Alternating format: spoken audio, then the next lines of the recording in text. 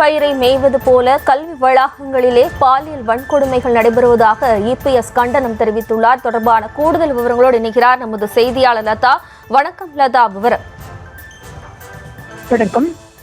கல்வி வளாகங்களில் பெண்களுக்கு பாலியல் வன்கொடுமை நடைபெறுவதாக குறிப்பிட்டு எதிர்க்கட்சி தலைவர் எடப்பாடி பழனிசாமி திமுக அரசை கண்டித்து அறிக்கை ஒன்றை வெளியிட்டிருக்கிறார். அவர் வெளியிட்டிருக்கக்கூடிய அறிக்கையில் திமுகவின் அவல ஆட்சிக்கு அரக்கோணமே சாட்சி, பெண்கள் மரியாதையுடனும் கௌரவத்துடனும் பாதுகாப்புடனும் வாழ தகுதியற்ற மாநிலமாக தமிழ்நாடு மாறிவிட்டதற்கு மற்றும் ஒரு சம்பவம் சென்னை அரசு பல் மருத்துவக் கல்லூரியில் நடந்திருப்பது அதிர்ச்சி அளிக்கிறது என்று அவர் அறிக்கையில குறிப்பிட்டிருக்காரு.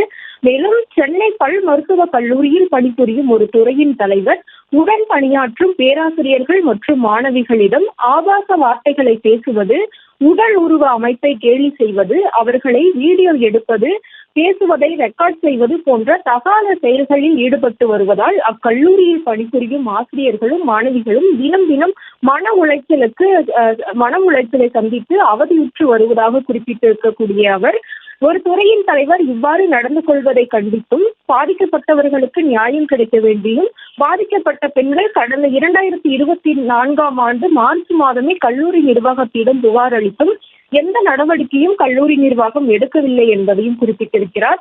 மேலும் இதன் காரணமாக பாதிக்கப்பட்ட ஒரு பேராசிரியை கடந்த ஜனவரி மாதம் தற்கொலை செய்து கொண்டதாகவும் செய்திகள் வருவதாக குறிப்பிட்டிருக்கக்கூடிய எடப்பாடி பழனிசாமி, பெண்கள் பணிபுரியும் இடங்களில் விசாரணை கமிட்டி அமைக்கப்பட வேண்டும் என்ற வழிகாட்டுதல் என்ன ஆனது?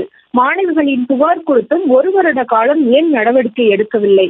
நடவடிக்கை எடுக்காமல் இருப்பதற்கு எந்த அரசியல் தலைவரின் தலையீடு உள்ளது? யாருடைய அழுத்தம்? என்று அடுக்கடுக்கான கேள்விகளை முதலமைச்சரை நோக்கியும் திமுக அரசை நோக்கியும் எழுப்பியிருக்கிறார். மேலும் வேலிய பயிரை மேய்வது போல கல்வி நிறுவனங்கள்ல இது போன்ற சம்பவங்கள் நடைபெறுவதை கண்டிப்பதாக தெரிவித்திருக்கக்கூடிய அவர், இனியாவது பெண்களுக்கு எதிரான குற்ற செயல்களில் ஈடுபடுவோரின் மீது முதலமைச்சர் கடும் நடவடிக்கை எடுக்க வேண்டும் என்று வலியுறுத்துவதாகவும், தமிழ்நாட்டில் இனி எந்த இடத்தில் பெண்கள் பாதிக்கப்பட்டாலும் மாநிலம் தழுவிய அளவில் அதிமுக போராட்டத்தை முன்னெடுக்கும் என்ற ஒரு எச்சரிக்கையையும் கூட எடப்பாடி பழனிசாமி முன்வைத்திருக்கிறார். விவரங்களுக்கு நன்றி லதா.